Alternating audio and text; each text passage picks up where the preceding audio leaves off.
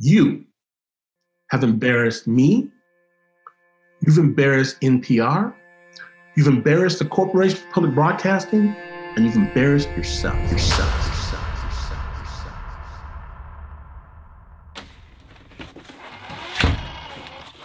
This is the story of Snap Judgment, one of the most wildly successful podcasts out there.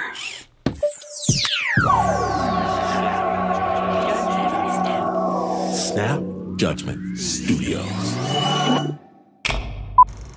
Snap Judgment has now been going for over 10 years, but unlike a lot of podcasts, they've been able to grow their team and organization. The show started with just one person, but 10 years later, it's now a team of 25 people, operations staff, storytellers, producers, and musicians. The episodes get downloaded over 2 million times per month, and the show is broadcast on over 400 radio stations. And more than that, the podcast is just beautiful.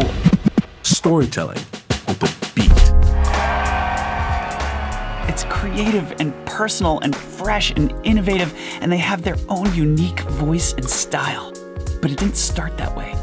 It started with one guy, Glynn Washington, realizing one night in the middle of an auditorium full of 200 people that he was meant to be a creator.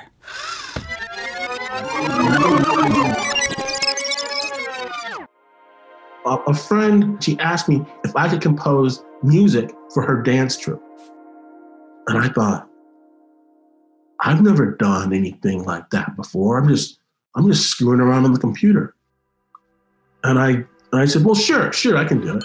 The night of the performance, he gets to this theater. It's like 200 people. He's sitting in this auditorium. He has to wait the entire performance because his piece isn't on to the very end. It was the finale. Shh.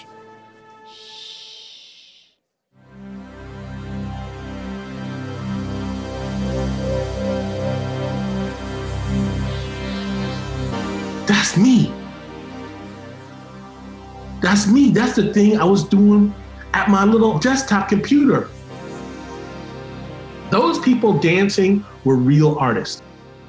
Those people who did that lighting stuff were real artists. This was a real stage in a real art city. And I know if all those things were true, then my little contribution, I had to be an artist too.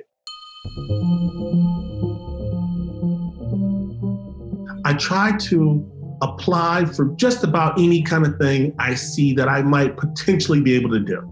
A few years ago, I heard about this contest. And this contest was for a new radio host. That the big guy, Ira Glass, Terry Gross, they're looking for who's hosty in this world. And I thought, you know what?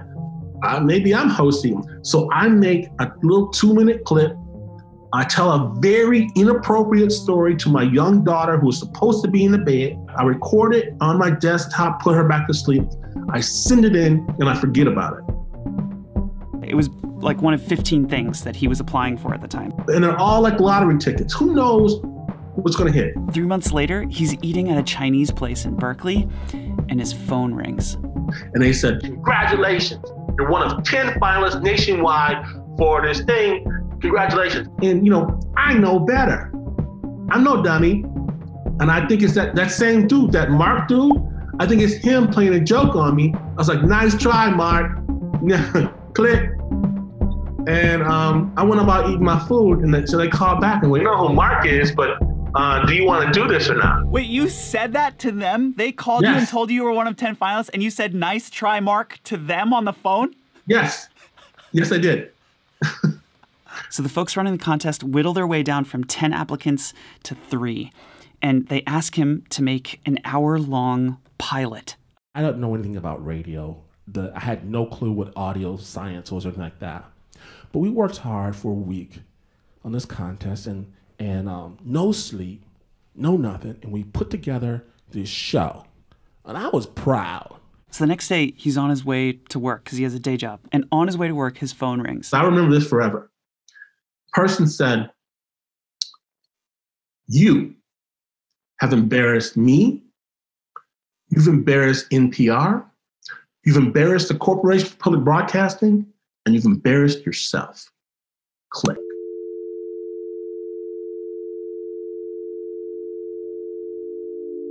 I'm in a fetal position almost. The energy behind Snap Judgment in the first place was we were kind of taking a different look at the medium. I wasn't trying to recreate what was going on currently, and with a different hat. I have to at least think that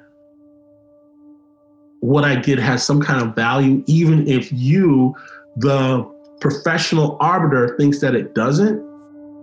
Boy, that's tough.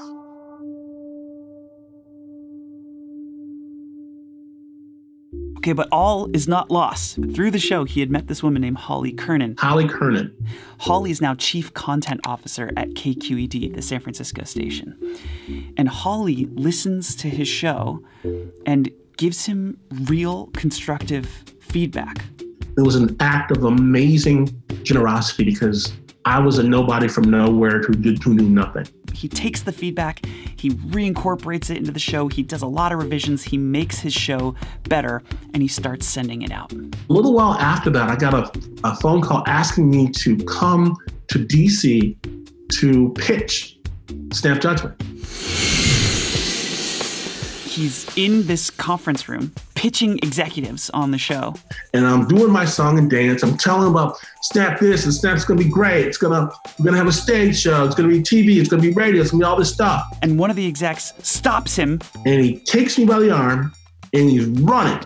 He's running down this long corridor in this big DC building. They get to an office. He pushes Glynn into the office, and sitting there is the head of the Corporation for Public Broadcasting.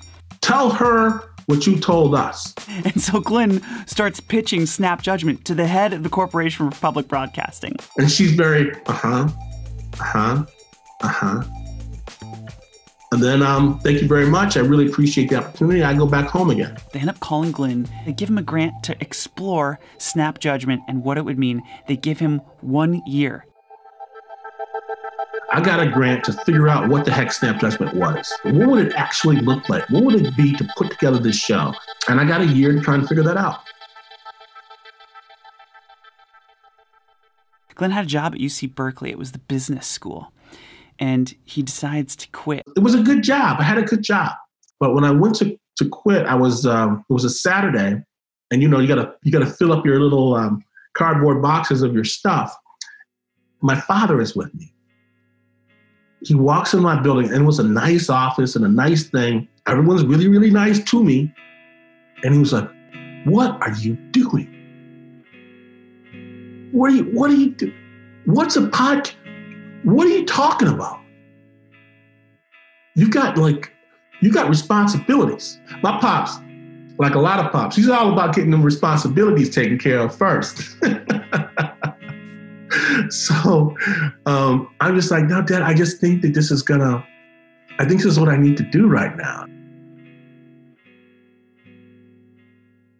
I remember that conversation with my parents when I told them that I was going to be a full-time creator. And my dad was like, "Jack, I've heard you sing. You're no Mel Torme." My dad's a little older, so Mel Torme is his gold standard of popular voices. And it's true, I'm no Mel Torme. But yeah, that was a rough conversation with my folks. And what gave you the confidence to take that leap? Like, you had a steady job, and now you've got 1 year of funding, and you decide to quit your job.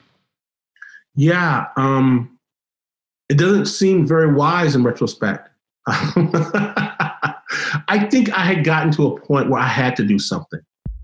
I just felt like this is a shot, and I just had to take it. I really needed to find a way to scratch that creative itch. So Glynn starts developing the show, and he takes the year, and he makes it great. And there's really only 3 stations that will distribute this type of show. It's NPR, PRI, and APM. I call up NPR. "Do you want to distribute Snap Judgment?" "No." Call up PRI. "Do you want to distribute?" "No." APM. "No." But Glynn calls them back to see if he can start a bidding war between them. I remember watching a movie on Don King.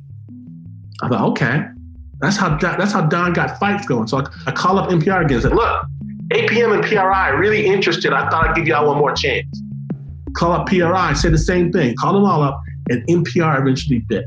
NPR says, yes, we'll distribute the show, and the plan is to get it to 25 stations by the end of the year, but they actually get to 100 stations. And then by the end of the second year, they get 100 more.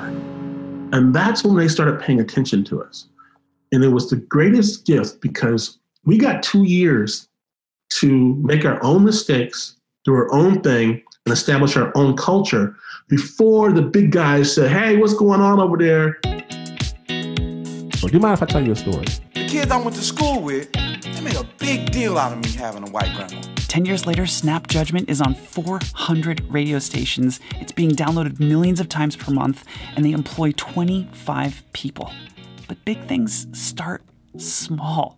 It usually starts with one idea or one person who just has the ambition and drive to make their dream real. And it usually doesn't work the first time. There's usually a phone call where someone tells you very sincerely that not only will your idea not work, but that it's embarrassingly bad and that you're a failure.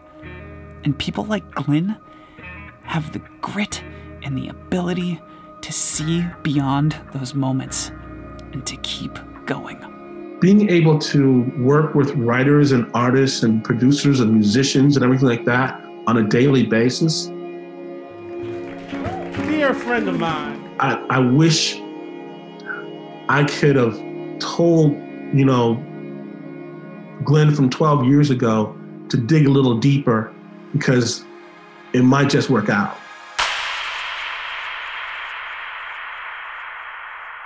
Okay, thanks for watching. Hope you enjoyed this video. I'm releasing new videos all the time, so if you liked Glynn's story and you want more just like it, you can subscribe to this channel. Also, please leave me a comment. I read the comments. I'm checking all the time. I love feedback and talking to folks and hanging with the community. So yeah, please don't be a stranger and feel free to leave me a comment down below. And finally, I'm running a contest myself right now. It's called Super Patron. This year, it's specifically for Black creators, and it's a $50,000 arts grant to quit your job and make art full-time in 2021. So if you're a creator and you've got an idea and you need funding, go to superpatron.org and you can apply to win this $50,000 arts grant and do exactly what Glynn did. So, okay, we'll see you later. Please apply, superpatron.org. See you later. Bye.